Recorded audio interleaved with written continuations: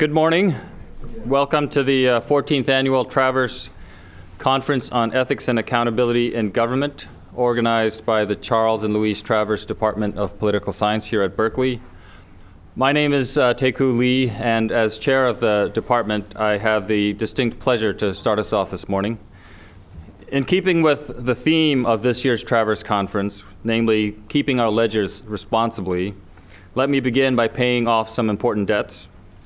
Don't worry, these are debts of gratitude, so I'm not offering to spend any California taxpayer dollars that we don't have here. Our first debt is to Professor Chris Ansell and Kathleen Madigan in the back, who have been working tirelessly to conceive of and bring this conference to full fruition today. We also owe an important debt to this year's conference co-sponsors, the Goldman School of Public Policy and the Commonwealth Club of California. I would especially like to extend a warm thanks to Dean Henry Brady, Dean at the Goldman School, and George Dobbins, Vice President of Programs at the Commonwealth Club. The final debt, which is a deep and abiding debt, is to the Travers family. We welcome Chuck and Gail and the rest of the Travers family members who will be in attendance at today's conference. Chuck and Beth have very generously continued the vision and commitment of Charles and Louise Travers to the quality of public life and political debate at Berkeley and in California, and we're very thankful to them for that. These annual Travers conferences aim to identify defining issues of the day where a public conference such as this one might make a difference.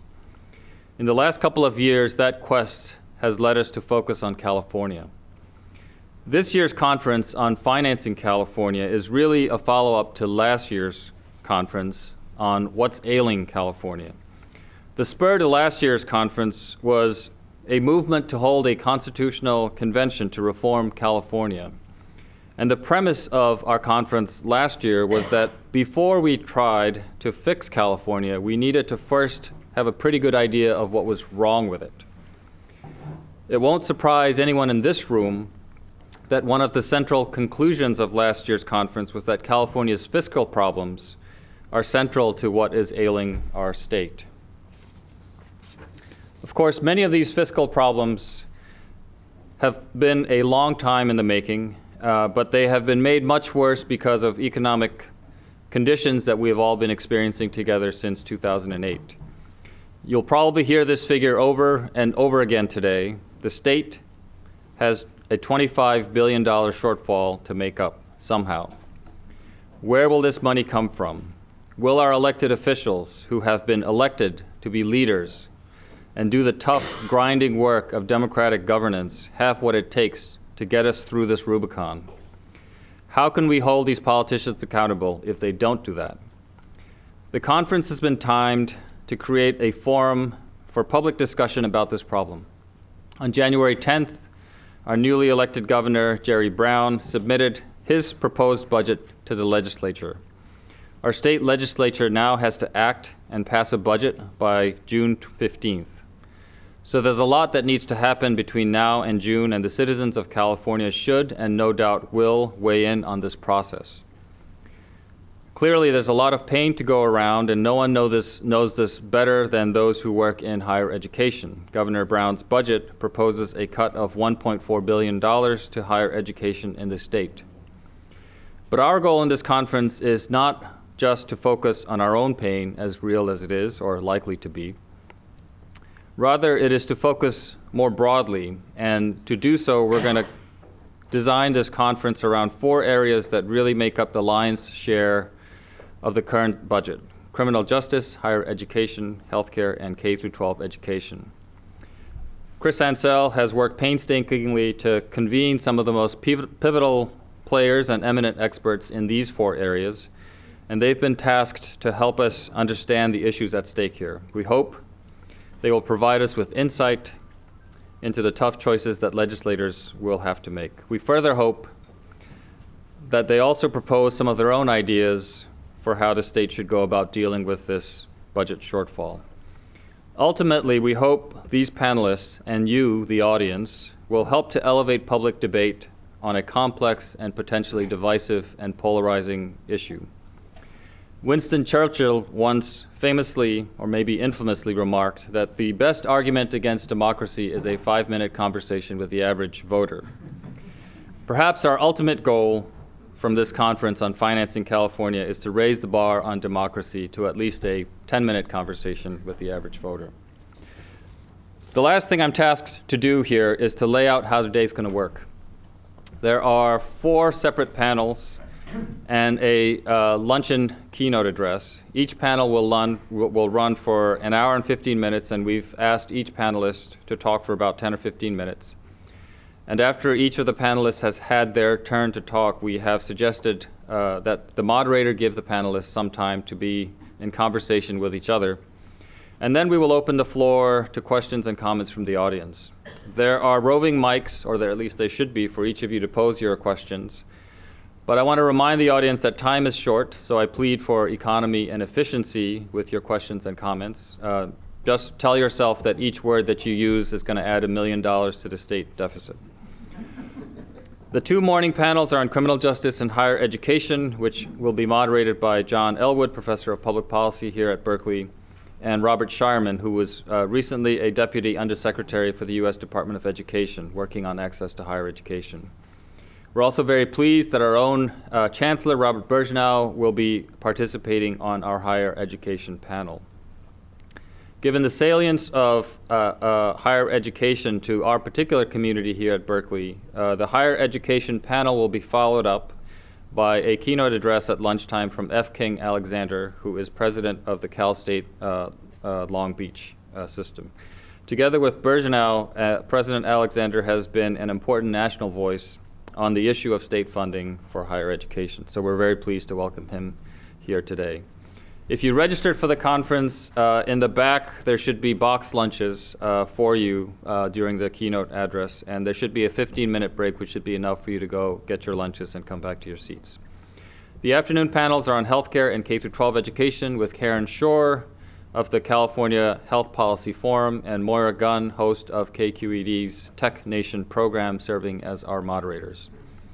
We're going to let each of the moderators introduce their panelists, but there's also a program that each of you should have in your hands that'll provide biographies of each of our panelists. To start our engines on this full and rich day, let me finally introduce the moderator of our first panel. John ELLWOOD is professor at the Goldman School of Public Policy at Berkeley and director of Berkeley's Robert Wood Johnson Scholars in Health Policy program. He is also a member of the board of the California Budget Project and author of a number of books relevant to today's topic, including The Revenue Burden in California Since Proposition 13 and Reductions in U.S. Domestic Spending, How They Affect State and Local Governments. Welcome again to the 14th Annual Travers Conference, and here is Professor John ELLWOOD.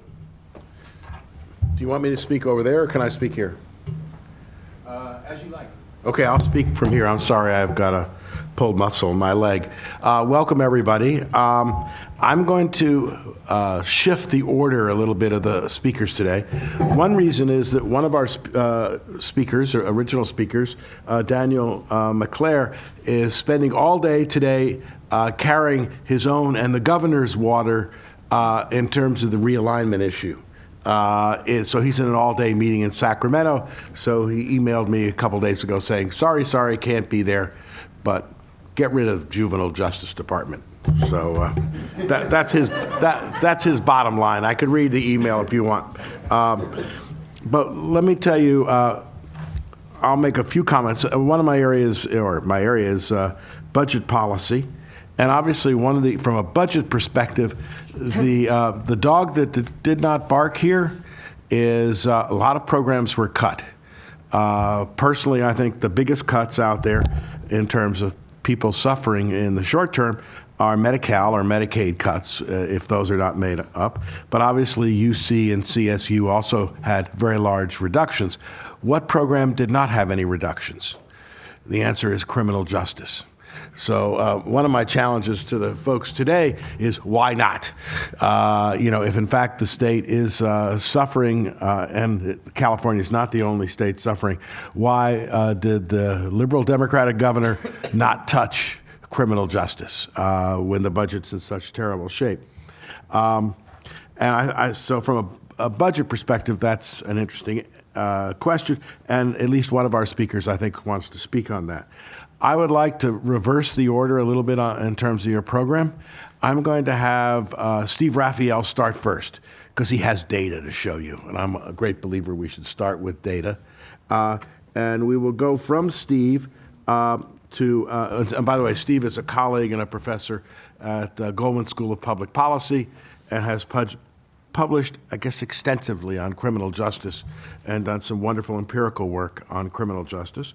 And the second speaker will be Robert WEISBERG, who is a professor of law at Stanford University.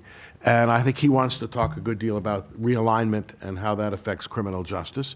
And then Mark KLEIMAN, big view, publisher of great new book, will speak third on this issue. I guess the final thing I will say, and maybe I'll chirp in a little bit here, hither and yon. If I'm out of it, it's because I just flew back from the Big Easy last night, which is a very different world than California. And it's different in many ways, one of which is that the coach of the New Orleans Saints has chosen to move his family from New Orleans back to Dallas, Texas, into what is called the richest gated community in the United States. It's called realignment, by the way. It is. And I have to square the circle here, and so, listening late at night when I couldn't sleep in New Orleans, I turned on the sports talk shows in the middle of the night. And the number one reason why he was moving back was that everybody mentioned was the crime rate in New Orleans. And one did not want to raise one's kids in a community with such a horrible crime rate. Schools were second. Crime rate was number one. So all sorts of wonderful things are happening in different parts of the country. And so with that having been said, and the other thing I'd say is don't mess with Texas.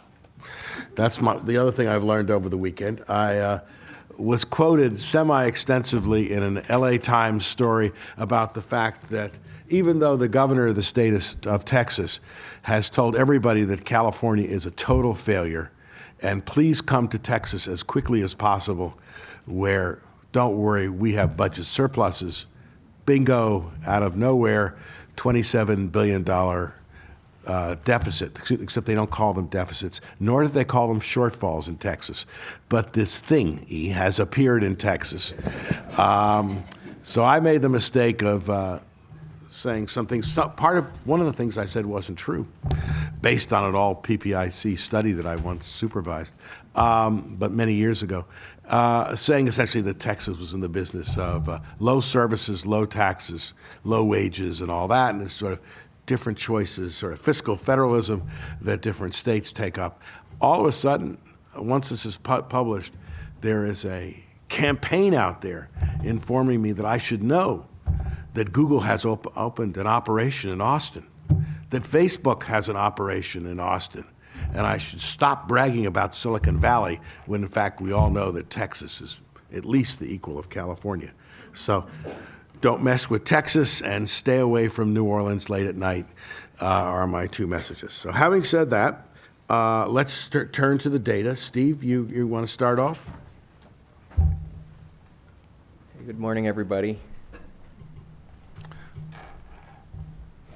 So we spend a lot of money on criminal justice in California, as we do in the United States.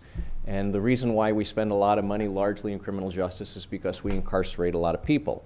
So the picture that I'm showing you right here is the number of incarcerated people in California per 100,000 state residents. From the 1960s to the present, you can see it's increased quite a bit over roughly about a 25-year period. Interestingly, in recent years, the number of people we have in prison has actually dropped a little bit. So it peaked at around 175,000 a few years ago, and as of midnight last Wednesday, I think it was 161,000. So there have been some reforms that are pushing people out. But for the most part, we have a pretty high incarceration rate. It's at the national average, but the national average is pretty high, and as a consequence, we spend a lot of money. So if we look at the proportion of our general fund that's devoted to criminal justice, this is just a comparison from the Legislative Analyst Office of fiscal year 84-85 to fiscal year 09-010. You can see the proportion of the budget going to criminal justice has more than doubled. and not surprisingly, the proportion of the budget going to other discretionary categories, University of California, California state system, mental health, social services has declined. So, it is, it's not the lion's share of what we're spending money on, but 10% of our budget is quite a bit. Just to give you some idea of what we spend per inmate, these are further figures from the Legislative Analyst's Office that just gives sort of an estimate of the per inmate costs. And we can quibble about how these are calculated because, well, are they average or are they marginal? But if we just take the total cost of the system divided by the number of inmates, it's on the order of $43,000 per person per year. So it's pretty expensive. And it's expensive, and in sort of current times, one might ask, well, are we getting our money's worth in terms of crime reduction or rehabilitation, or whatever else it is, the social objective that we seem to be maximizing by putting so many people in prison. Now, one of the questions posed to us is, could we cut the corrections budget? Could we just reduce the amount of money we're allotting to corrections and sort of fix the problem that way? And I think what I would argue is that while clearly there are economic interests associated with incarcerating people, what's determining how much we spend on corrections isn't necessarily how much we're allotting on an annual basis, but it's our sentencing system, which is deciding who we're sending to prison and how long we're sending them to prison for. And so cutting budgets, okay, in the face of a given number of incarcerated people is the equivalent of just saying you just have to spend less per inmate and make it work somehow. And of course, that's just going to mean that inmates' conditions will be worse, prisons would be more crowded, safety in prisons will deteriorate, the conditions for guards will get worse, and so on and so forth. So the sort of one of the main points I'd like to make is that if we really wanted to spend less on corrections, then what we would have to do is we'd have to reform our sentencing structure in a way that did a better job of identifying those who are the most criminally active and the most dangerous to society, and put those people away, and then find those people who perhaps are not so dangerous and are not so much of a danger to society, and not put them away. Think of alternative sanctions for them that would be more effective. Now, I just wanted to show a couple slides that sort of make the direct connection between some of the policies that we have collectively decided to implement either through the legislature or through the initiative system and the structure of our incarcerated population. So the picture that's on the screen right now shows the age distribution of the prison population in California. And if you look at that picture really hard, what you see is starting around 93, 94, the prison population ages considerably, which is... It's really hard to read the legend, so why don't you say sorry. color is, Steve? So this purple is those that are 50 years and older. These are people that are 40 to 49, and then the dark blue on top is 18 to 29, and the red is 30 to 39. And then the key is around here, 93, 94. What you can see is that the proportion of inmates that are relatively young declines, the proportion of inmates that are older increases, which from a crime control point of view is not perhaps the optimal way to do things, because younger people tend to be more criminally active than older people. In fact, assistance rises quite high or at a high rate with age. But what we're seeing here basically is the effect of the Three Strikes Initiative that passed in '94, whereby we greatly enhance the sentences for second felonies, oftentimes nonviolent felonies, and we greatly enhance the sentences for third felonies from 25 years to life. And as a result, we have an older prison population. And not surprisingly, we have a prison population that probably would be committing less crime if it was on the street today than it was in the past, and at higher cost in terms of what we have to pay for health care and for other expenditures. Just another example, this is a picture of the blue line is the proportion of male offenders that are incarcerated for a drug offense. The green line is the proportion that are incarcerated for a violent offense. And what you can see is that around 2000, this series for the drug offenses takes a turn, right, where the proportion in for drug offenses declines. If we do it for women, let me go one up. If you do it for women, you see even a larger drop. And what's happening there is we passed a different proposition in 2000, Prop 36, which diverted some drug offenders from prison to alternative sanctions and drug courts. The whole point of these pictures is that our policy choices are determining the size of our prison population, and they're determining the internal composition and costs of our prison population. And hence, if we really wanted to reduce expenditures on incarceration, we'd have to reduce sentencing, and we'd have to use sentencing a little bit more judiciously and a little bit more efficiently. Now, one other point I'd like to make before I stop is that there's also a connection between the sentences we choose and the way the prison population is internally managed, associated with, and this is driven largely by a series of rules that govern the conditions under which we incarcerate people. So for the California Department of Corrections Rehabilitation has a scoring system whereby when you come into prison, you're assessed what's called a placement score, security housing score, where the longer your sentence, the sort of aspects of your offense, whether you're a repeat offender and a whole bunch of other things, are accumulated to give you a score that decides whether you're in a level 1 prison, a level 2 facility, level 3 facility, level 4 facility. And as we get up into the higher security facilities, the amount of labor that is used to guard that inmate goes up considerably. The amount of capital that's used to watch that inmate goes up considerably. So for example, in level 4, everybody's in cells, and anytime an inmate has to go outside, it has to be the inmate has to be accompanied by 2 armed guards, and the person's in shackles. And it's really a lot more of a high cost, high security environment. Well, one of the key factors that determines your security score is essentially the number of years you've been sentenced to prison. So if we enhance the years that we're sentencing to prison, it just mechanically increases the average security level of the inmates that we're admitting. And in the process, it also makes first of all, it makes for a sort of harsher conditions for the inmates that are doing time.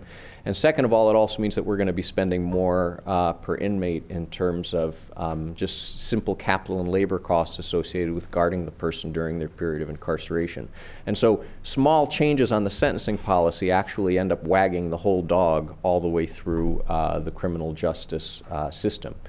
So I don't think I would ever advocate for wholesale large cuts to the Department of Corrections, because in essence they have to incarcerate who we send to them, and who we send them is something that is the sort of result of a whole series of ancillary public choices, of course, that are imperfect in their nature, and whether or not they reflect the will of the people is an open question. But it suggests that this is just in some ways a symptom of a sentencing policy that has become increasingly tougher. So if we want to spend less money, then we have to alter the sentencing policy, and we have to do it in a manner that is relatively smart and tries not to aggravate crime in the process. And that's what our next speakers are going to talk about. So I'll stop there. Thank you. Thank you.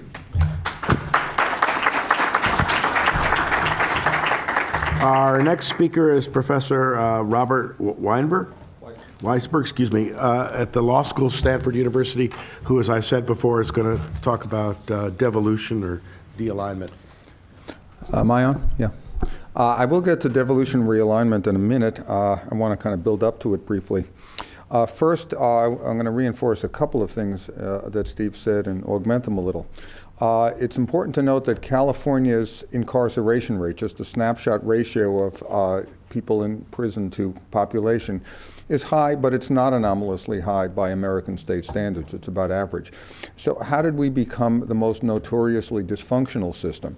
Well, there's another ratio, first of all, that you have to take into account, which is prison capacity as compared to number of people.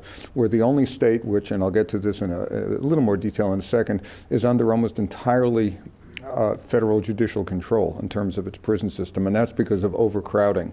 And overcrowding measures are perhaps more art than science, but the key ratio there is about 1.4 to 1 in terms of number of prisoners to legitimate prison bed spaces. The other thing that is anomalous about California is its recidivism rate, but that is an extremely complicated and somewhat artificial notion. And to explain that, because I think it might be helpful, I need to say a couple of things about parole, because that's going to be relevant here. There are 2 kinds of parole in California.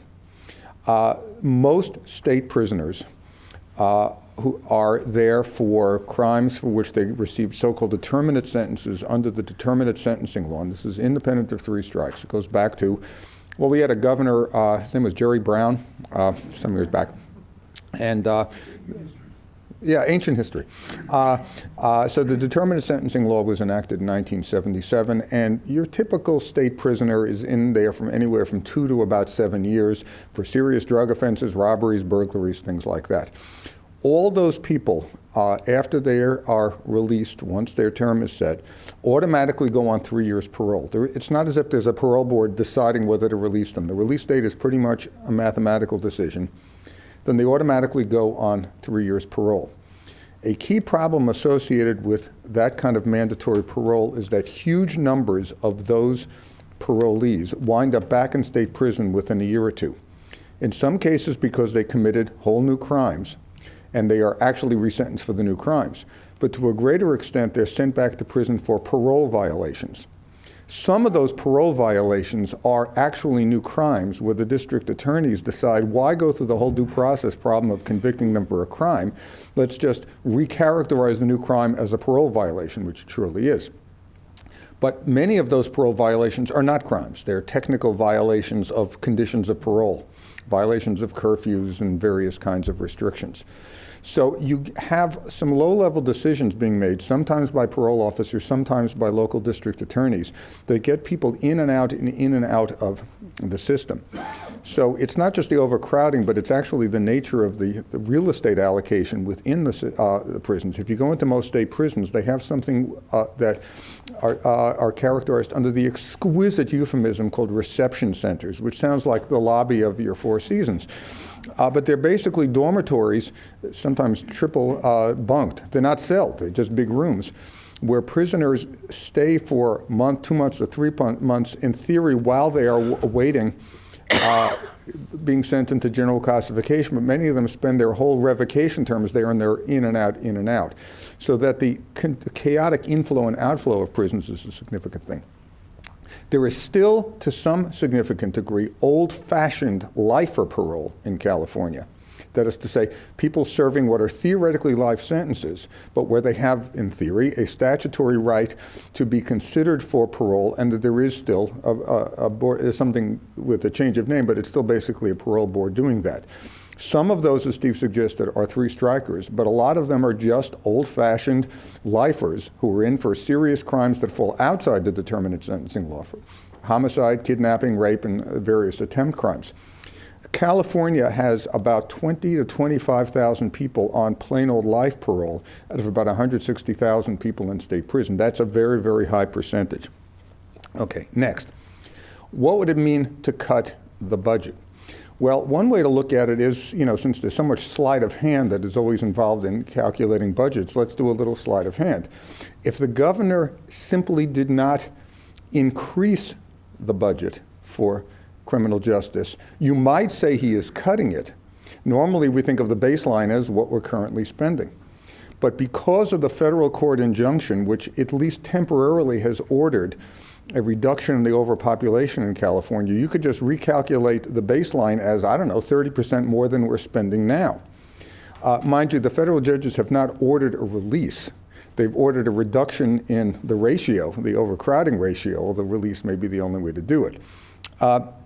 So in that sense, hey, if we just can avoid spending more money, we'll be cutting the budget by 20 or 30%. Now again, sleight of hand, but it's just worth noting that there are external constraints. Now, where could you really start cutting money? Let's talk about first what has already been done, started under the Schwarzenegger administration towards the end of it.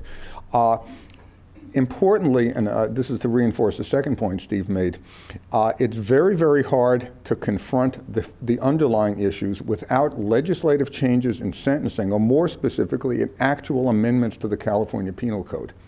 That is unbelievably difficult to do.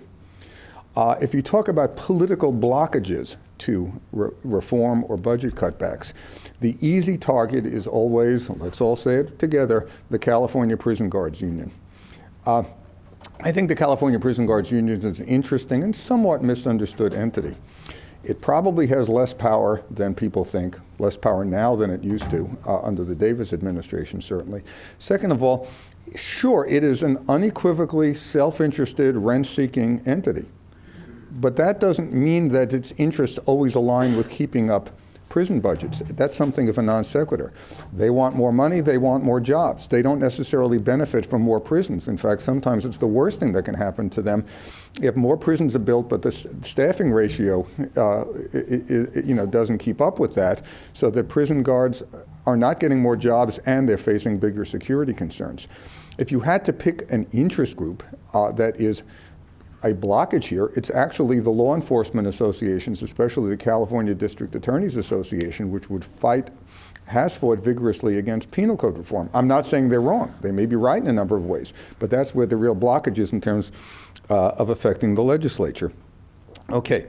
What got done towards the end of the Schwarzenegger administration? Some changes in the parole rules, whereby the rather inefficient allocation or inefficient workload allocation of parole officials was reconfigured a little. If parole officials are supervising everybody on parole, this is the mandatory parole, they're going to find lots of reasons for revoking people, violating people, and sending them back into prison. And a lot of that is inefficient because a lot of the people being sent back in, they did some bad stuff, but they're not particularly dangerous. So one thing that the last administration did is to try to do some triaging with parole workloads and have them focus on the really serious people and not worry about supervising the less serious people. This has probably helped a little, and it isn't getting much attention. Second of all, something which might happen in the next few months below the radar, and the important thing about it again is it would not require any legislative change, because that's the obstacle, and that is life parole and changing some of the subtle internal rules of the actual parole hearing process, whereby lifers have a slightly better chance of getting released. This is particularly important in terms of the aging population. There's nothing subtle about the correlation between criminal proclivities and age. It depends on the crime to some extent. You can probably commit securities fraud when you're 70. I've known some people who've done it. It's kind of hard to commit violent crime. The best analogy is how many NFL running backs are there right now aged 40 and over, okay? This explains also why health care has become such a cost to the state. Steve puts it in terms of the state cost, but mind you, the health care is really being run now by a federal judge through a receivership. And here's simply a way to capture it. I've spent a lot of time in San Quentin, well, legally, normally representing people on appeals, but I recently had a chance to tour the healthcare facilities within San Quentin, which are interesting. I'll simply capture it in an admittedly sleazy soundbite, okay? This is totally out of context, but not entirely. One of the new innovations in San Quentin is a very state-of-the-art, I'm going to try to gasp before I say this to get the air out, geriatric chemotherapy clinic, okay? It would be, you might think it would be cheaper if a 65-year-old prisoner was getting chemotherapy outside of prison. There would be some economies of scale there because you'd be doing it at Marin General Hospital or something like that, but there'd still be great security costs, okay?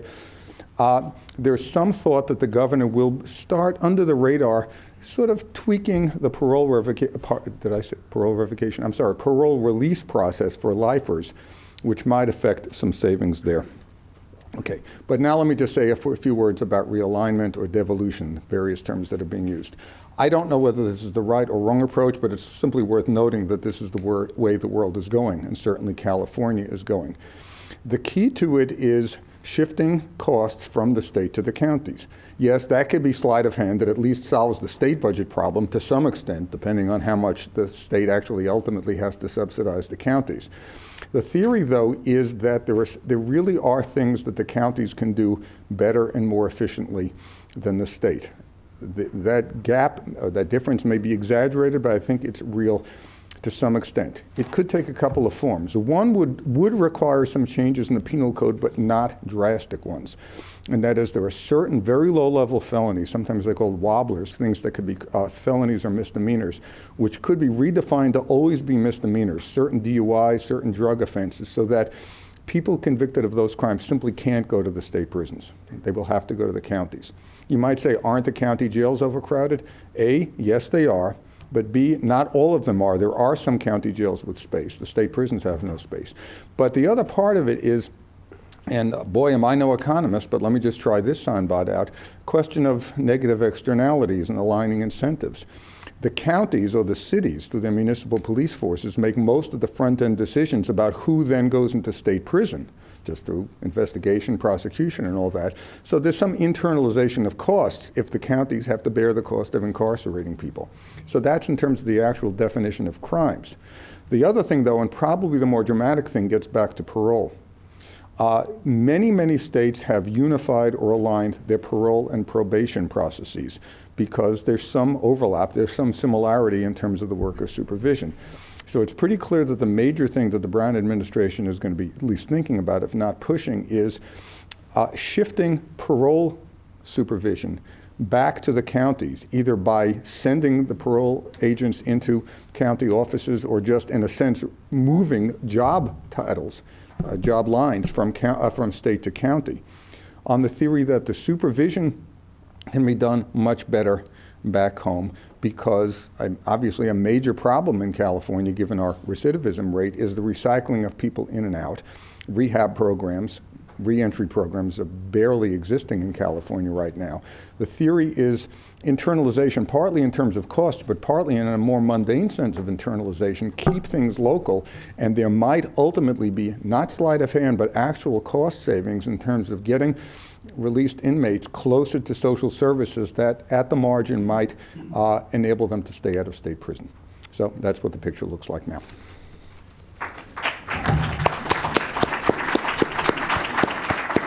Thank you very much.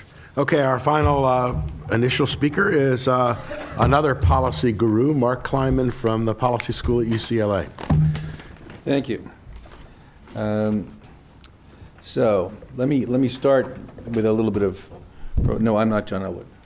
I am not. Nor have I ever been John. They gave me a different one, so. Yeah, right. So let me start out with a little caveat. I'm going to talk about cutting the corrections budget. Notice we have not talked about the California Highway Patrol. Now that Wells Fargo is no longer sending wagon loads of gold, it's not at all clear that California needs a highway patrol at anything like its current level.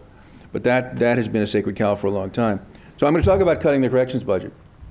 But I got to start out by saying that in a sane world, cutting the corrections budget would not be high on anybody's agenda. There are at least two things about our correction system that are much more important than how much money we spend on it. One is crime.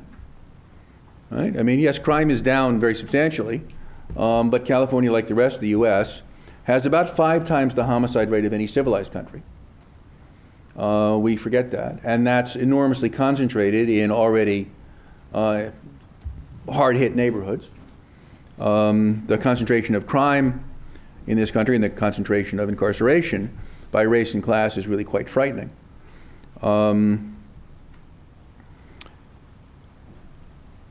So we've got a crime problem, and incarceration is one of the things we do about that, and if we do anything about incarceration that makes the crime problem worse, I claim that any money we save will not have been well saved.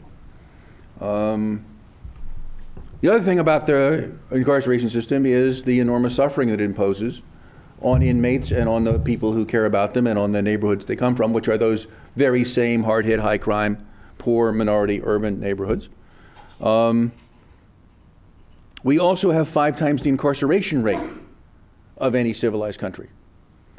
Right? If you add prisons and jails, the U.S. runs about 750 prisoners per 100,000 population. So if you exclude children, right, that's about 1% of the adult population of the U.S. is behind bars at any one time. The U.K. runs about 140. The Netherlands runs about 70. Right? So we have 10 times the incarceration rate of lots of other countries. We also have 5 times the incarceration rate that we had 40 years ago. Right, there's a wonderful paper by Al Blumstein, who's the Dean of American Criminology, written about 1979, asking the question, why is the incarceration rate a constant? He looked at the historical incarceration rates from 1900 to 1975, and they stood within a band of 120 to 140 per 100,000 population. That was true with crime increase and crime decrease. It was true with war and peace. It was true with boom and bust. There was some social constant that kept the incarceration rate fixed, and Blumstein wanted to know what that was. Well, it was a great paper, except that it stopped being true the day it was written. So we went from that 120 to 140 per 100,000 to 750. It's getting to be harder to sing Land of the Free. We should regard our incarceration rate now as a problem on a social level with our crime rate. So how much we spend on the prisons has got to be the least important aspect of them, unless you're at the University of California competing with the prisons for budget money. So in a sane world, we would not be talking about saving money on corrections. We'd be talking about other things, but we don't live in a sane world. We live in California. So I'm going to talk about what I was told to talk about. As Steve RAPHAEL says, sentencing drives the system. Sentencing plus release rules plus reincarceration rules under probation and parole. So we need to either change the laws, which in the case of Prop 13 would mean, three strikes would mean changing the California Constitution. Part of what's driven that increase in geriatric corrections is that three strikes says you can't let anybody out early who's been convicted of a violent crime. Or we have to change prosecutor behavior, right? One of the odd things about devolving parole supervision to the county level is that a parole revocation leads to incarceration in a state prison. So right now, the parole hearings are under the corrections department. So everybody they send back is somebody they have to house. So that cost is now well internalized. If you put parole at the county level, then Orange County could do what it did when it was bankrupt, which is get rid of all its problem people by sending them to state prison. So that seems like a backwards step to me.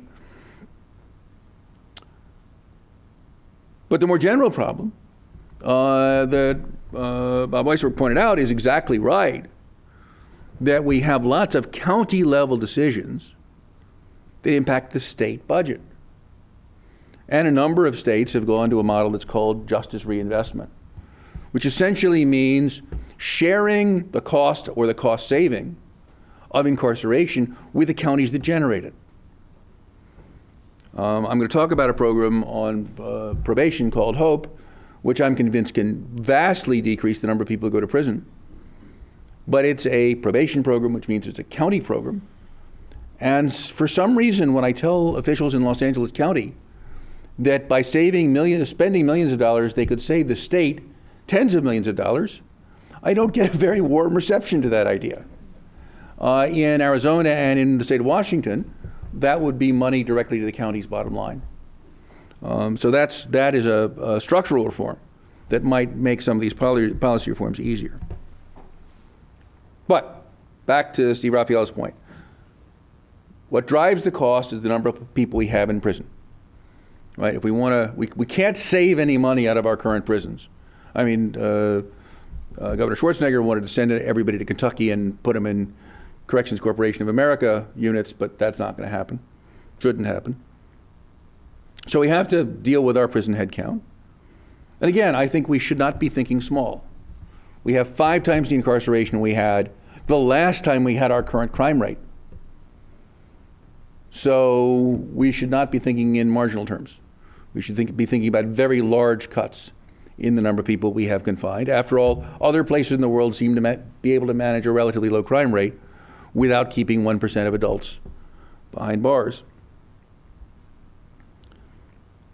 The brutal fact about the incarceration process is that the distribution of offending rates among inmates is enormously skewed. Jan and Marcia Chaikin discovered 40 years ago now that if you survey prison inmates and ask them about the crimes they committed the year before they went in, 10% of the inmates, right, already a very selected group of criminals, 10% of the state prison inmates were responsible for 50% of the crimes committed by all the prison inmates. The median prisoner was committing, in California, around 17 offenses per year. The average prisoner was committing about 170. So the median prisoner, the bottom half of the prisoners in California, are not worth keeping. The crimes they would otherwise be committing aren't big enough to pay, even ignoring their suffering, just from the taxpayer point of view, to pay the cost of keeping the $45,000 a year. But the average prisoner, right, averaging in those 10% of really active offenders, oh, that person's really well worth keeping. And the problem is that there's lots of loose talk about low-level, first-time, nonviolent offenders. That turns out not to select a group of people you can safely let out. Because one thing you know about a low-level, first-time, nonviolent offender is he's young. And the fact that he's in there for a nonviolent crime does not mean he's a nonviolent person. The fact that he's in there for a drug offense doesn't mean that he's just a drug user. Steve showed the data that the number of people in California prisons for drug-defined offenses went down as a result of Prop 36. But Angela Hawken did the analysis of the actual Prop 36 population and discovered that their incarceration did not go down as a result of Prop 36. It was merely postponed a couple of years. And they went back in for the other crimes they were committing to pay for their drug habit or as part of their generally disordered life. So figuring out which 10% of the prisoners are really worth keeping and which 50% you could easily let out is a much harder problem in reality than it looks like on paper. So it all goes back to the story about Robert McNamara when he got to be Secretary of Defense, and a reporter said to him, "Mr. Secretary, isn't it true that half of the defense budget is wasted?" And McNamara said, "Yes. Now tell me which half?"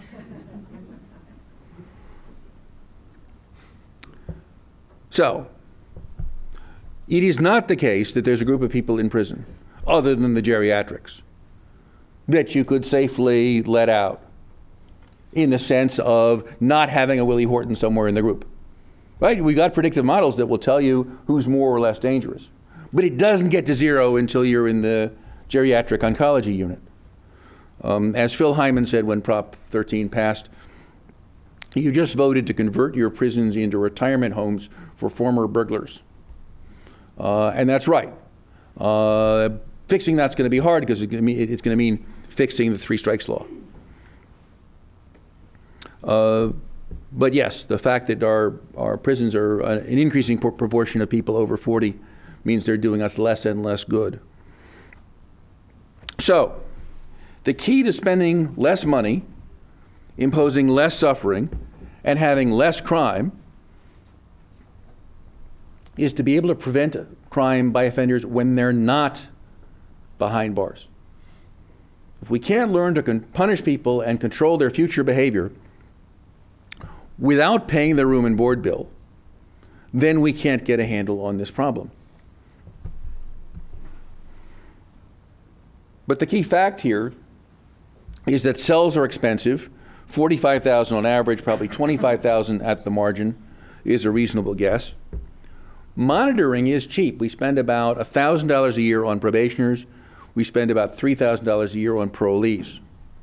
So insofar as that community corrections out of incarceration monitoring has some impact on those people's crime rates, we can get a big bang for our buck by doing a little less incarceration and using that money to do a lot more supervision. Now, the problem is that our current supervision efforts aren't really very effective. It's true a lot of people go back for violating their probation and parole terms, but they tend to go back after their 8th or 9th or 10th violation, since the probation and parole system are aware that they don't want to send a lot of people away. And so we have the worst of all possible worlds, a lot of people going back, but not very much control. Right? So Joe and Peter Cilia did a famous study looking at what happened when you vastly increase the resources available for probation supervision, intensively supervised probation. Answer, no decrease in crime by the people on the intensive supervision. And I think the reason is that we don't have any potent sanctioning system. Right? The kind of people who wind up on probation and parole don't respond very well to deferred, low probability threats of drastic consequences. Right? If you responded to that threat, you wouldn't be a crack-using burglar in the first place. What every mother knows what every animal trainer knows, what anybody who's coached a sports team knows, is that if you want to change somebody's behavior, you need clear rules, you need immediate consequences that happen every time for violation of those rules, and you can change behavior without inflicting a lot of actual punishment. Right? So we need to, if our probation and parole system were a parent, we would call it both abusive and neglectful. And of course, a lot of people in that system had abusive and neglectful parents. We simply reproduced everything that led to their being who they are. That's what has to change. So here's the good news. A judge in Hawaii named Steve Alm invented a program called HOPE, which puts probationers under good parenting. They're drug tested frequently, and every time they use, they're going to spend a small amount of time in jail. A couple of days for the first offense might escalate over time. They're not required to go to treatment until they've repeatedly failed on this very simple process of monitoring and sanctioning. That actually makes good clinical sense. The definition of substance abuse clinically is continued use despite adverse consequences. So this is a system that sets up the adverse consequences. If you observe continued use, well, you've now made your diagnosis. You can focus your treatment resources, as Prop 36 doesn't, on the people who really need it. So my colleague Angela Hawken calls this behavioral triage. The best predictor of behavior is observed behavior. And it turns out with drug testing, we can observe somebody's behavior pretty quickly and cheaply. And if we do the immediate sanctioning, it turns out most of those people will in fact stop using, which is strongly correlated with their not committing more property crimes. So in Hawaii, putting methamphetamine using mostly probationers on HOPE screening reduced their arrests for new crimes by 50%. Reduced their return to prison by 2/3. Paid for itself about 4 times over in reduced incarceration rates. And they actually didn't spend any more time in jail than regular probationers. They were more likely to spend some time, less likely to spend a lot of time. Now, imagine that you added to the drug testing position monitoring with an ankle bracelet, GPS ankle bracelet. You could now say to somebody, all right, we're not going to put you in prison for stealing a car, but you're on a 9 p.m. curfew for the next 6 months. That's your penalty. And you're wearing the ankle bracelet. And if you aren't where you're supposed to be after 9 p.m., and if you're not at your anger management class when you're supposed to be there, and if you're not at work when you're supposed to be there, or if you're in the neighborhood where you used to deal drugs, where you're told not to be, or if you're near the apartment of the girlfriend you used to beat up, if any of those things happen, we'll know about it. And you're going to spend a couple days in jail just to remind you that the rules actually are the rules. The notion of non-revocable parole, which was brought in as a budget reform by Der Schwarzengroper, struck me as insane.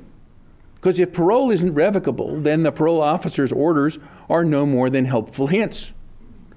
I agree that sending somebody back to prison for months for a technical violation makes no sense. But you need some sanction other than, don't do that again, to make parole work. So trying to make parole non-revocable means that prison's the only alternative you have if you actually want to be able to control somebody's behavior. So the key is swift and certain sanctioning. I'm prepared to bet that the combination of drug testing and GPS monitoring, remember, the other thing about the GPS anklet is very hard to commit a new crime and get away with it. Because I'll have a record that you were in the apartment that was being burglarized at 3 o'clock in the morning. Some people will take the anklet off. Good. They have nominated themselves for a prison cell. Anybody who wears the anklet is probably relatively safe. And so that's the key to drastically reducing our prison population while also reducing our crime rate. So parole plus drug testing plus GPS, I think you could probably do for about $5,000 a year compared to the $25,000 you could save by letting somebody out. So for every person I release or don't send to prison or don't send back to prison, I can closely monitor 5 people. That, I claim, is the key to spending less money, imposing less suffering, and having less crime. And I think our goal should be to have a quarter as many prisoners in California 10 years from now as we have today. Thank you.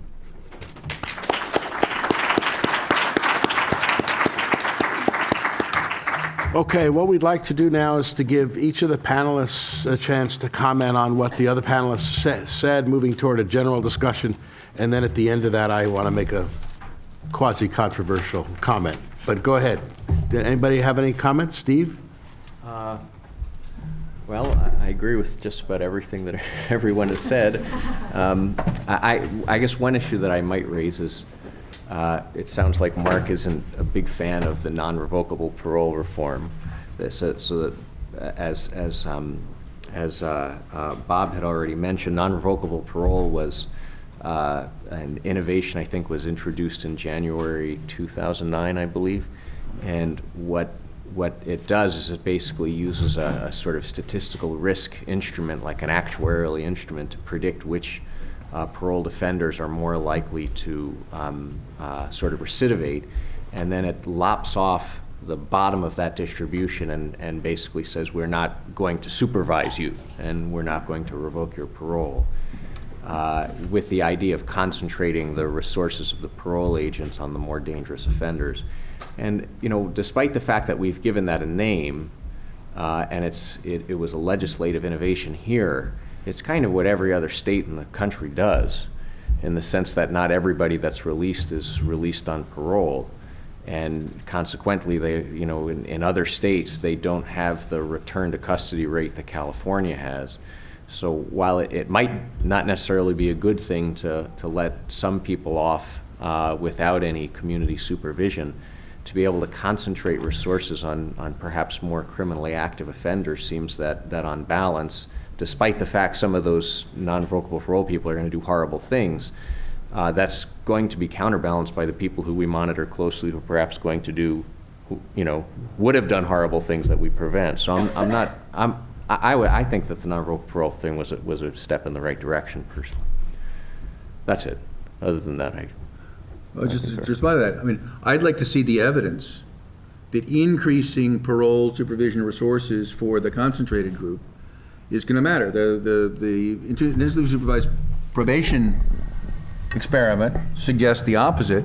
Unless we change the sanctioning rules, I don't think it matters how closely you watch people. But my reading of that Petersilia study was that when you look at people more closely, you find more things to revoke their parole. That's right. Well, that was the reason they were going to prison, back to prison more often. But what she didn't find, and I think this surprised everybody, was they didn't commit any fewer new crimes.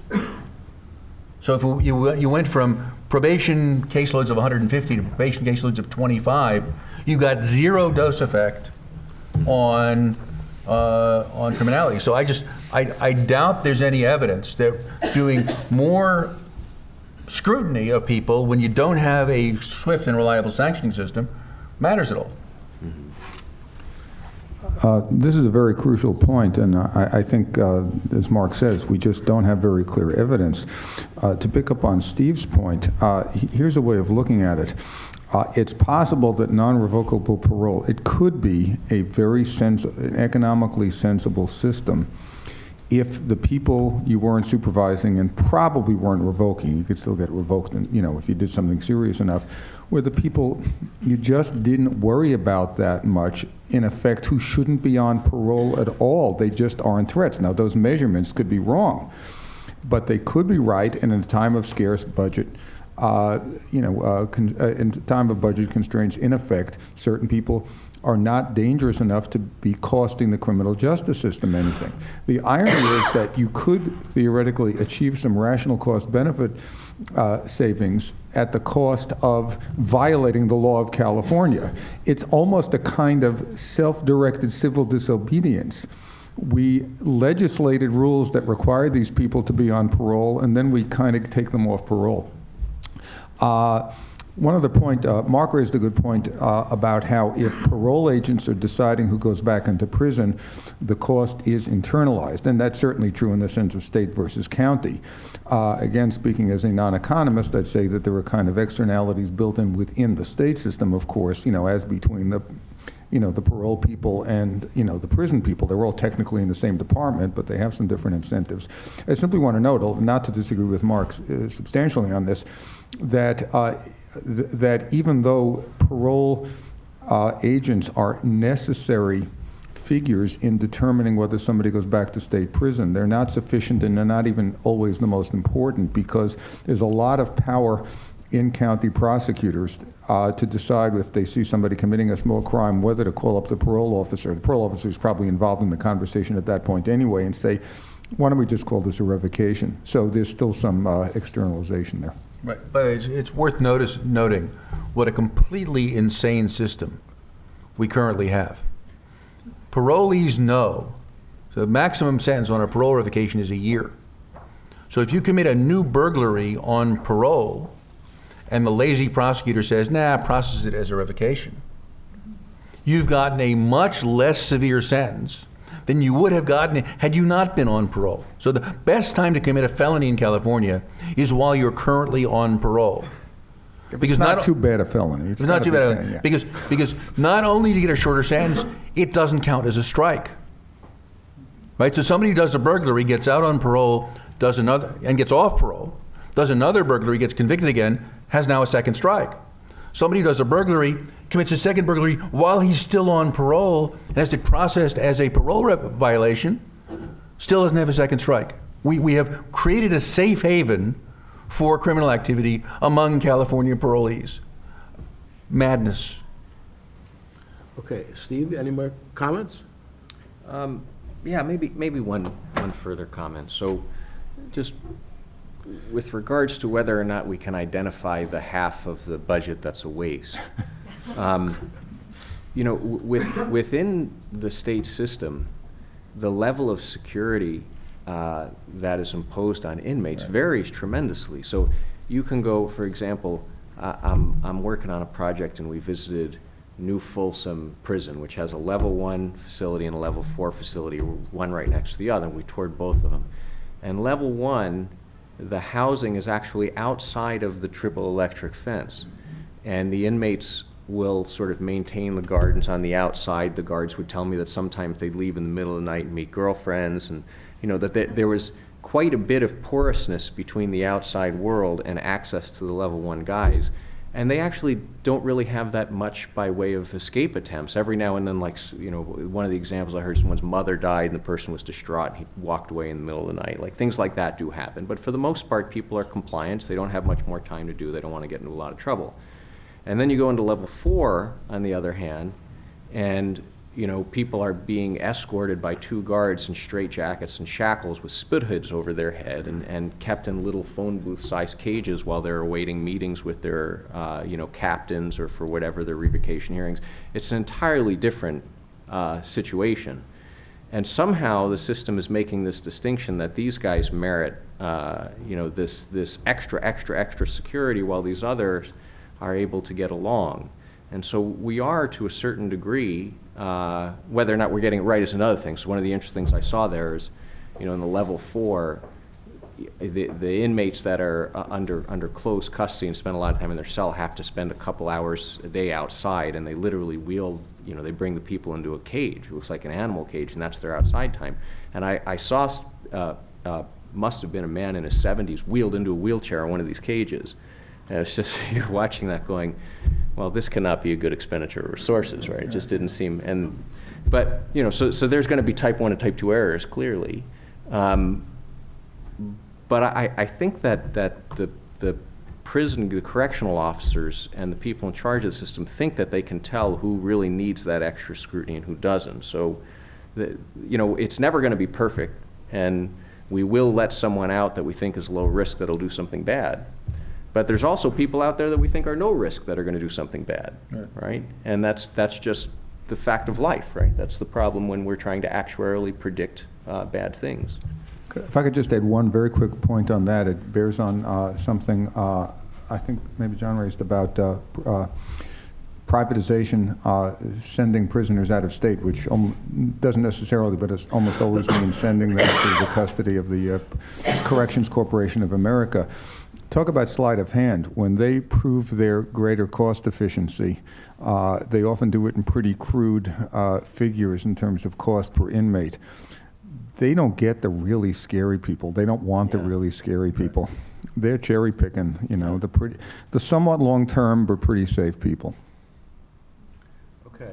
Can I make one comment as we go from this session to higher ed in particular and to healthcare? And that is to say, what you have, I'll call you a policy person if you don't mind, even though you're a law professor. Go for it. Everybody on this panel is focusing in on what's the right policy. There is an old-fashioned different way of viewing the problem. How much money do I have? And view that as a fixed amount, and what do I do if I have to stay with it? This is sort of an old-fashioned public administration view of the world. On this panel, we've moved very far from that. And we've turned essentially criminal justice into an entitlement or a mandated spending. And it might be a very different world if you were in an old-fashioned public administration. Here's my budget. You're going to stay within the budget. And by the way, this is beginning to look like the University of California. Here's my budget. Here's how much you get in terms of the state legislature. Live within it, folks. But yet we move over to criminal justice and we treat it as an entirely different type of activity. And I'm not sure what's right. I'm just sort of commenting on the fact of the way we're approaching this topic. Well, anybody who wants to see me afterwards, I have a plan for taking $2.5 billion out of the institutional corrections budget, spending $1.5 billion of that on better community supervision, better policing, more courts, more prosecutors, leaving $1 billion for Cal State and the UC system. Well, John, just a comment. A key difference is that we could just accept fewer students. Right. And the prison system can't accept fewer inmates. They're not controlling the inflow. And so if we cut, we can stop feeding people. We can't deny them health care, right? So they have a constitutional right to, and we're under federal receiver to sort of provide them adequate health care. So it's the costs, there are probably some efficiencies that could be had, but the costs are being determined by a ancillary system. And so maybe if we wanted to put a quota on the number of people we were sending, and then make judges or prosecutors face a budget constraint, as both Bob and Mark are suggesting, that might be one way to get at it. But to look at the end result and say, you only have this much money. Robert Frost said, home is where, when you have to go there, they have to take you in. Yeah. He was wrong. That's actually called prison. I think John used the key word there. It's an interesting rhetorical twist, the word entitlement program. One of the most beneficial things that we're sort of seeing happening is a bit of bipartisanship, a bit of political and philosophical convergence, driven to some extent by faith-based rehabilitation programs, which have tried to get conservative Americans to realize, well, if you're against big government and against big entitlement programs, what's with the prisons? The reverse has been true, not just among conservatives, among liberals too, and that is to think of criminal justice as off the books, separate, a theological moral imperative, rather than a government regulatory structure that should be subject to cost-benefit analysis. I'm kind of restating John's question, but that's the key. The other thing I didn't hear the panel talk about is what to do about poly-class and the next poly-class. This state, and I'm not sure all states are that way, but this state is particularly sensitive when you're going to get the inevitable symbolic act out there that'll just shake up the political system in terms of, and I don't know how you hold the line on that sort of stuff, given the history of the politics of criminal justice in this state. Okay, we should turn it open to you folks. Henry? Well, I've just learned that what we should have is commissions that sentence people to the University of California, and we'll be a lot better off. A program where we might do that in high school. That brings me to sentencing, though. I haven't heard anybody talk about a sentencing commission, and yet my understanding is that one of the problems, in fact, you said this, Steve, are sort of very odd sets of sentences that we have, and that there might be a way to rationalize that and save a lot of money as well. And part of the problem is we don't have a sentencing commission which takes it away from the legislature and the public to some extent, and therefore we get these crazy mismatch of sentences. I'll just say that lots of states have really successful sentencing commissions, driven in part by a nuclear truce by politicians that they can't afford not to keep it out of the political system. We've been floating a sentencing commission ideas in California for a long time. the political obstacles are huge, and the biggest obstacle is the way the California prosecutors use the legislature, and in a sense get the legislature to say, oh yes, we would never give up our power, to these unelected people. It's just been a non-starter in California. Again, if we had a system under which the counties paid a piece of the cost of sending people to state prison, the county administrative officer makes the budget for the prosecutor's office.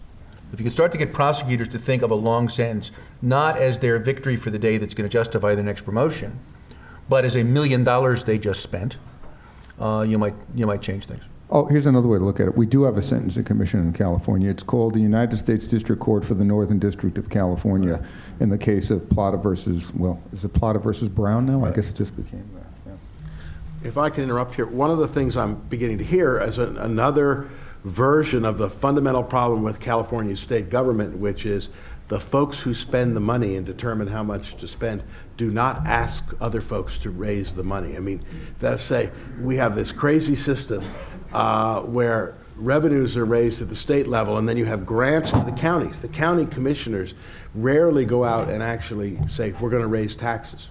And Roger Knoll and Bruce Kane have a very nice recent piece where they point to as that's the fundamental problem with governance in California. And because I've heard a lot from Mark and others essentially about accountability and how to get the incentives right. And if you push it all the way back, you really have to push it back in terms of who asks the citizens to pay versus who determines what you're going to use those resources on. Okay, others?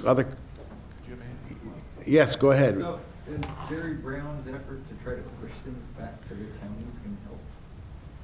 I mean, is he doing anything, talking about anything in the criminal justice system? Oh, I think it might. I mean, it's a bet. It's a gamble. Again, I mean, the easy thing is to say he'll get some money out of the state prison budget, and that solves the legal problem to some extent. But the bet is that, all this internalization stuff might actually materialize in some ways. But a lot of what he's betting on is that the next poly class will be killed by somebody who was released from a jail early rather than released from a prison early. Yes. I just wanted to follow up on the question the moderator presented at the beginning about why Jerry Brown didn't in fact, increase the prison budget. And the explanation was that they needed more money for overtime. And was that $400 million increase justified on any level? And what kind of signal does that send? Go ahead, Mark. Well, again, given the population we have and the inefficient way in which we manage them, California's prisons are underfunded for their current population. We are maintaining unconstitutionally bad conditions. Now, Steve's right that you could reclassify some of the level 4s to level 2s and save some money that way, or you could not put people put people in there. If I'd been the governor, I would have been a little bit more worried about the developmentally disabled than worried about the prison inmates. But certainly there's a justification for spending more money than we're now spending on the number of prisoners we have. Okay, yes. On the death penalty, as I understand it, the people who are sentenced to death, of course, are not actually executed. They die of old age in there, but and there's now 700 and they're out of room and all that other kind of stuff. The extra costs of sentencing people to death as opposed to life in prison without the possibility of parole is something like $200 million a year, I think, according to some studies. So some people have talked about charging the counties who send people to death row, and there's only 3 counties out of the 58 in California that actually do that, right? So that would be that would reduce those costs, and then if the governor would just commute the sentences of the 700 people who are on death row to life in prison without the possibility of parole, which would be no change in what's going to happen to them, that would save $200 million a year. I would just note that it is true that to be sentenced to death in in California means to be sentenced to life without parole and get somewhat better conditions in prison, actually. I think it's not quite true to say that this is a cost of the state. That figure cited is probably a grouping of a lot of costs, many of which are borne by counties in terms of the cost of litigating the cases. Oddly enough, although this is very sloppily done, there is some cost internalization in terms of the death penalty. There are plenty of conservative counties where the DAs and the supervisors say, we just can't afford to charge this case capitally. Okay. Questions?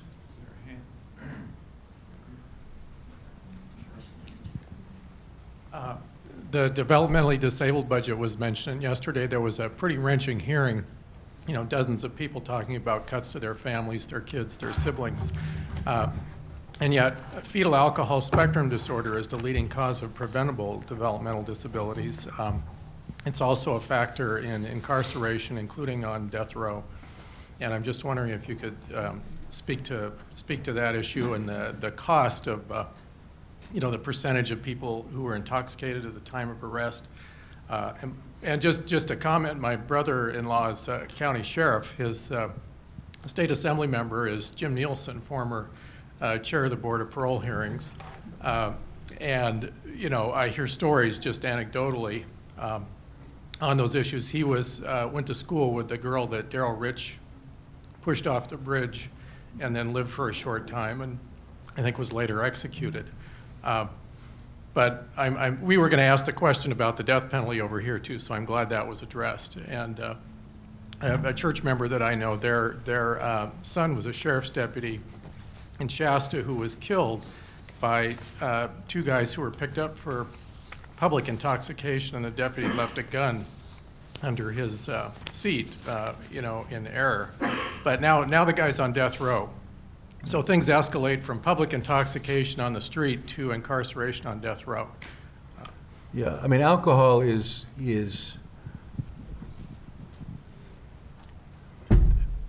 our best opportunity to reduce crime and incarceration and substance abuse and public spending is to raise the tax on alcohol.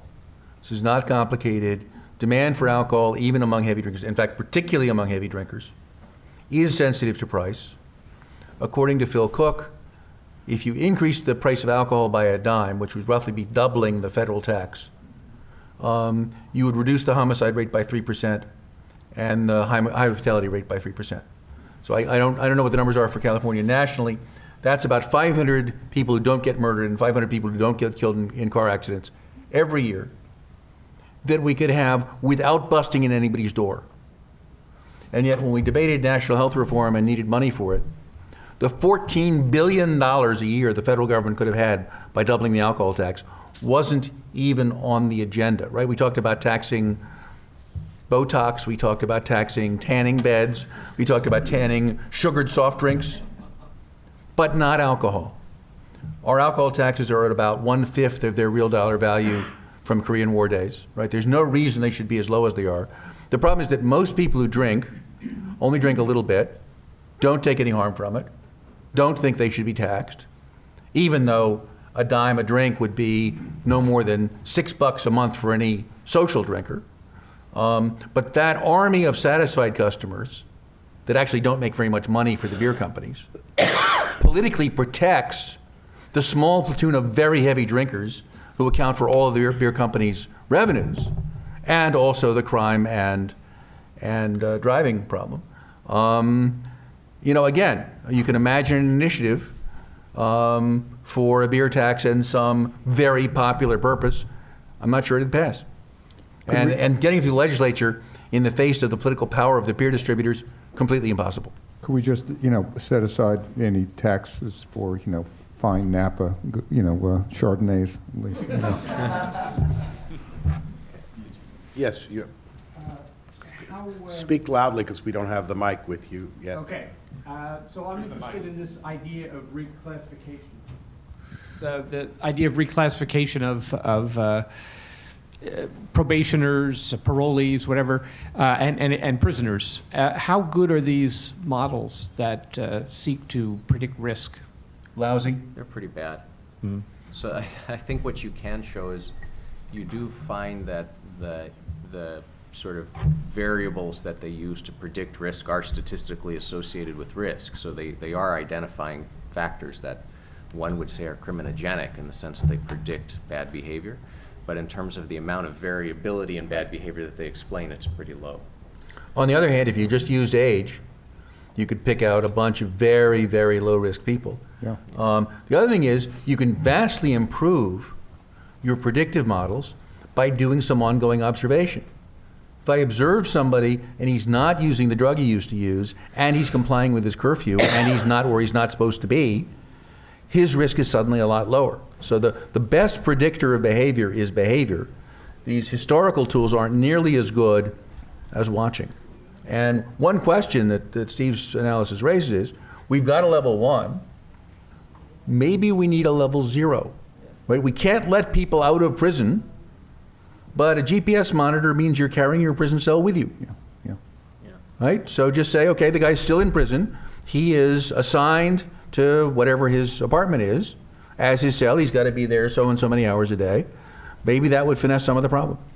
I just added, my colleague, Joan Prudicilia, has often noted that, gee, it's a good thing that everybody in the system is now talking about evidence-based practices, but that's almost the enemy of the solution, because it means people just utter that as a mantra, find any study, and they say, I'm using evidence, but there's a lot of really crappy evidence out there.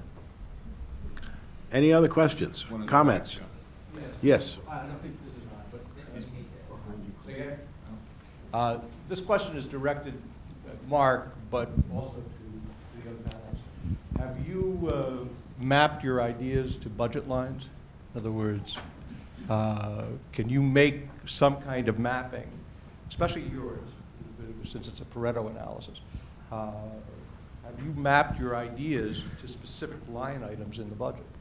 And if not, does that reflect an ambiguous budget, which could be improved, or? Well, I've mapped it out at the function level, so I can show you a reduction in institutional corrections and an increase in non-institutional corrections, that is probation and parole, that then leaves money over for other things. I haven't done it at the account level. Well, would that give you, do you have a seat at the table up in Sacramento? Based Never. Well, it seems to me these are great ideas, but to get them up to the legislature, you got to pound on the line items. If you can show me a way into that system, I'm happy to play. Let's talk. Someone had their hand up over here. I think I'm the next one. I have another kind of question, and I wonder if you guys could comment on it. The number of the proposals that you've put before us are really quite fascinating, but if I were a person at the county level or within the prison system as a middle manager, I think, my goodness, what does this all mean to me in terms of if it really gets carried out at a large scale? Could you comment about the desirability of jobs as a guard or a manager or any of one of the people who work in the criminal justice system? Is that a good occupation? Do people want to be in that? What would be the consequences of some of the things for, particularly the GPS one was really interesting, suggests a quite different range of both technical and capable specialists that might be there now, but I wonder to what degree we would have to change our understanding of what it means to be in the system as an operator rather than an analyst outside thinking about cost. Well, one way to look at it is that, independent of what we've been saying about corrections, there, I think, have been significant improvements in policing in the United States. There are many terrific, I mean, some of the most interesting political figures in the country are very progressive police officers, some of whom are the progeny of what is somewhat loosely called Giuliani or New York-style policing, something which has, I think, been mischaracterized a lot, but a lot of it is about the use of technology. So I would say there's a bit of, the creation of a kind of cadre of professionals within that approach so that there is some sense of status or attractiveness to it. But that suggests that at the county level, they're able to imagine doing that, and we have educational capabilities in our state to produce that cadre of people. I quite agree with what you just said, but the implication is we have a capacity to do that too, along while we're doing the other kinds of analytical stuff that we've been hearing. Okay, just a couple more questions, because if you look at the program, we're not very good at math, and we've assigned time to 2 different panels. So 2 more questions, please. Let's say we were to imagine a future in which GPS ankle bracelet monitoring and something along the lines that Mark is envisioning is in fact widely used. He says 10 years from now we could reduce the prison population by 2/3. What would be the steps that would get us there? And in particular, is it possible to imagine some kind of innovation going on at some county level, some interested person in some key position in a county could say, let's start here with some incremental change and then try and use that as a pilot project to move up. Can you imagine any way to get from here to there? There's currently some stuff going on inside the parole part of CDCR to change their supervision process. For those of us... Sorry, the California Department of Corrections Rehabilitation, which has both prisons and parole. So they've got a direct interest in doing parole supervision better in a way that reduces incarceration. Again, I think it's very hard at the county level because the savings from a successful program are mostly in reduced incarceration at the state level. So I have completely failed to interest anybody in LA County in my plan to spend their money to save the governor's money. So again, the wonky sounding stuff about getting the incentives right and moving the costs where the decisions are, I think actually is the key to the answer to your question. It'll be, I can imagine counties doing this the minute they start getting the money if they do it right. I can't imagine the counties doing it now. I just add, I think the sort of threat or the pressure put on the system by the federal receiver and the various sort of constraints that are being placed on the system from above, from the feds, is actually prompting quite a bit of internal soul searching at CDCR, so to speak, on how to, and I think also in the governor's office, on how to sort of reduce the population in a way that would relieve us of that constraint, right? So in some ways, non-revocable parole is a result of that. You know, the current effort to try to think about the classification system in a manner that would allow to put people into lower security levels is another result of that. So it's kind of happening already. And indeed, you know, as I had mentioned at the beginning of the talk, the incarcerated population is actually lower today than it was just a few years ago by 10 or 11,000 people, right? Yeah, so there has been some improvement, and I think there's a recognition that we've hit some sort of budget constraint. We have to think about a different way to do it. So, you know, where that innovation will come from is another story. Okay, I think we're almost out of our time. Henry, you want to? Well, I want to sort of have a final question, which would be this, is that if the tax extensions don't pass in June or whenever, there's going to be more hits to the budget. Are you telling me that corrections are probably not the area where any hits will occur? And so that means there'll be even more stress on other parts of the budget? Or is there a chance that you could impose some kind of proportional tax on the corrections system and move forward? I don't see any way to cut the corrections budget this year without letting a bunch of people out of prison, which you mostly can't do by statute and the Constitution. I think the governor is waiting for the federal judge to tell him to let 40,000 prisoners out. That'll save some money. But I would add that would save money in the short run, because if you don't change sentencing, we'd return right back up to the level within a few years. So it would be a way to get out from underneath the federal court order, but it wouldn't save money in the long run for the state. By the way, the federal court order is a complicated thing. Just the last point. It is before the U.S. Supreme Court, and the reduction order, you know, is legally uncertain. even if that big Supreme Court case disappears, if the state wins it, the underlying cases, especially the healthcare receivership, which almost have the same effect as a population reduction, they're still perfectly viable. They're not currently subject to appeal. So. Okay, does anybody want to add anything on the panel that we've left off? We're good. Thank you very much. We're good.